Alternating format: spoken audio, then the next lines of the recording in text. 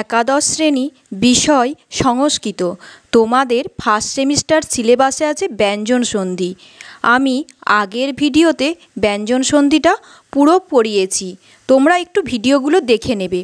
আজকের ভিডিওতে আছে বিগত সাল থেকে যে সন্ধিগুলি এসেছে সেই সন্ধিগুলি আমি খাতায় লিখে দিয়েছি।